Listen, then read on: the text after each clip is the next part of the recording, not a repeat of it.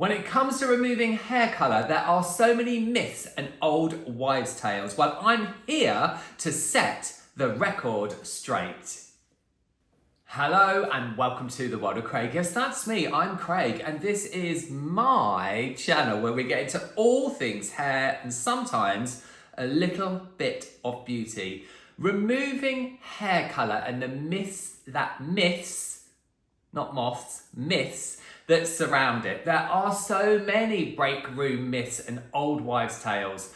Old wives' tales, that's the one. And I get comments all the time saying, should I remove it using this? I'm going to try this because somebody told me to do this whilst I stand on my head and talk backwards. So that's what this video is all about. Now, I'm not going to give you at the very end of the video, I will give you a preferred removal method, but there is an entire playlist here on my channel, always telling you where things are, that's all about removing hair colour. So I will link that in the description. Please go and check that out afterwards and have a good look around.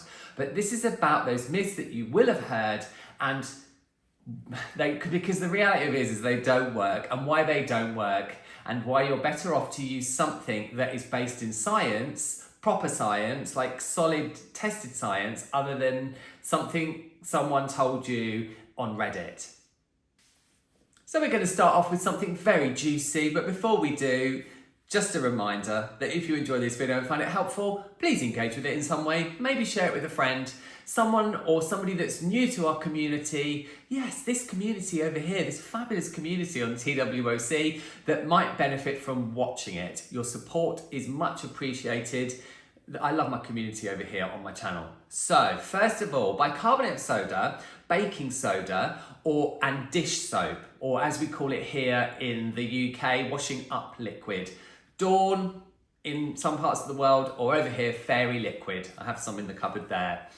Fairy liquid, Dawn washing soap, dish soap is SLS based, so sodium lauryl sulfate of some kind. It has surfactants in it. And then of course we have the baking soda. Now, take warning, because first of all, it won't do much. If anything, it's actually what it is, it's the surfactant in the dish soap that is actually lifting the tone very slightly, shifting the tone, not lifting, because it won't lift anything out. It's not an oxidative process, okay? All it would do is shift a little bit of the tone, but you need to remember that bicarbonate of soda, baking soda, it's very alkaline. It has a pH of about 9, hair's pH is around 4.5 to 5.5, and if you go in with that repeatedly, or if you put it on and stick a cap on your head and leave it on for a period of time, it really will dry your hair out. It won't shift the colour, it will not lift the colour. And I'm sure there'll be people in the comments that say, well, I did it and I did this. I'm talking about science. This is science. But it will dry your hair out. Could also really dry your scalp out. So I would definitely advise against using it, because at the end of the day, it's about managing people's expectations. It ain't going to lift your colour out. Next up, we have a ridiculous one, and something I still see people saying, and that is, shampoo your hair in Head and Shoulders and it will strip your colour out. Absolute nonsense. It's ridiculous. Does anybody think that any brand, that any manufacturer is going to make a shampoo that has the power to strip your colour out? It is nonsense. Maybe back in the day, right back, way back when formulations were not advanced, maybe that some of the products out there, including Head and Shoulders, had the power to, loosen some of the colour molecules slightly because of the formulation. Now, absolutely not. Everything that you buy from, a drugstore or high end is formulated in a way to look after your hair and your scalp. The end. Another one you see everywhere, vitamin C, ascorbic acid. Now, again, it is not going to lift your hair colour. It is not. Ascorbic acid is mildly acidic. It has a pH of somewhere between 2 to 4. Hair being 4.5 to 5.5, as I've already shared. Ascorbic acid, vitamin C, and there are certain ways that I've seen people using it, crushing tablets or opening little capsules and mixing them into a paste with shampoo, goodness me. And there is a product line called Malibu C, and that uses ascorbic acid, and that can be helpful at just lifting a tiny little bit of tone or some of the colour molecules, but it's not going to lift permanent colour. I have used Malibu C for taking stains out of hair, but it isn't really that effective in my opinion. Again, you know, I always say this, if you see green, if you've used a green direct dye and you see green, then there isn't anything that's going to get that out except for bleach. More of that in a second. So ascorbic acid, you know, it goes into the hair and it kind of jostles the colour molecules around, but it's not going to remove them because those permanent hair colour molecules are bonded to the keratin in the hair. It just doesn't have the power. Because it is acidic, mildly acidic, it's less damaging per se than something like baking soda, but it just isn't effective. So why would you use it? Now for the one that makes me most angry. Craig angry? Yes, sometimes. Bleach baths. A bleach bath. This is probably the biggest hair professional break room myth, and I have such a problem saying that word, and it's something I have seen in every salon I've ever worked in. I have my own studio now, phew, but it just completely boggles my mind. And what is a bleach bath? And I'm going to give you my top tip at the end. So if you don't want to go and watch those other videos, you won't have to, although I would advise it if you want to remove colour from your hair and you don't want a complete disaster or you don't want to be disappointed. A bleach bath, when it comes to break room myths, is a scoop of bleach, a scoop of shampoo, a scoop of some sort of volume of peroxide and a scoop of water. Well, I say that, a scoop, but what I have seen many, many times is people just tip a bit of bleach into a bowl, tip a bit of shampoo in, tip a bit of peroxide in, and tip a bit of water in, mix it up and slap it on the hair. Why would you do that? Why would anybody do that kind of mix without weighing anything out, measuring anything out, and think it's perfectly okay to slap that on your hair?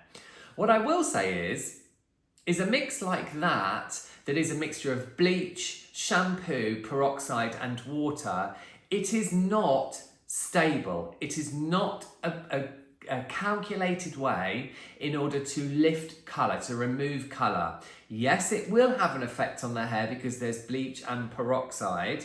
The shampoo isn't really doing anything. It's just making it foam up, which is a visual thing for a lot of people, I understand. You know, shampoos don't need to lather to clean our hair, but they lather in order because we're so used to that effect of the lather.